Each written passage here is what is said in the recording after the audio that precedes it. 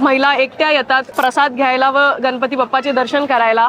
अचंत देवगिरी प्रतिष्ठानमध्ये गणपती बसवलेला आहे, तर इथं महिलांची सुरक्षा कशी व्हायला पाहिजे? पूर्ण 10 दिवस गणपतीच्या दर्शनासाठी आणि प्रसादासाठी खूप गर्दी दिसतीये. इथं आपण बघू शकतो महिलांची लाईन इथं वेगळी लावलेली आहे. तिथंही खूप सारे बाउन्सर्स आणि त्याच्यानी काहीच धक्का नाही लागत. आणि इकडं महिलांसाठी जेवायसाठी आणि लाईनसाठी म्हणजे एंट्रीच्या लाईनसाठी पण एक वेगळी व्यवस्था केली आहे. पण एक चांगलं सराउंडिंग देणं हे प्रत्येकाचं कर्तव्य आहे आणि तसंच स्वतःला सेफ वाटून घेणं, स्वतःला सेफ ठेवणं हे प्रत्येक महिलेचं आणि मुलीचंही कर्तव्य आहे.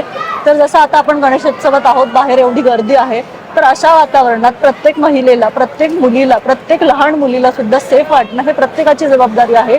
जेणेकरून त्यांना काही इनकन्व्हिनियन्स होऊ नये, त्यांचं प्रसाद आणि त्यांचं दर्शन एकदम चांगल्या आणि सेफ प्रकारे होऊ. दीदी, आता तू मुलगी आहे ना, तर मग तुला कसं वाटतं म्हणजे मी सेफ कुठे राहा? का महिलाची जबाबदारी असते स्वतःला सेफ ठेवणं किंवा स्वतःला जपून ठेवणं लोकांपासून. तेवढंच मला असं वाटतं आजूबाजूचे लोक तिच्या जवळ राहतात किंवा तिच्या आजूबाजूला जेवढे पण लोक असतात ती त्यांची पण जबाबदारी असते की त्यांना कसं वागायला पाहिजे. आज जसं आपल्याला शाळेत शिकवलं जातं की स्वतःची काळजी कसं घेणं, मला असं वाटतं की ते सोडूनही मुलांनाही याच्यावर शिकवायला पाहिजे की what is a good touch, what is a bad touch. I think that this will help everyone in the future.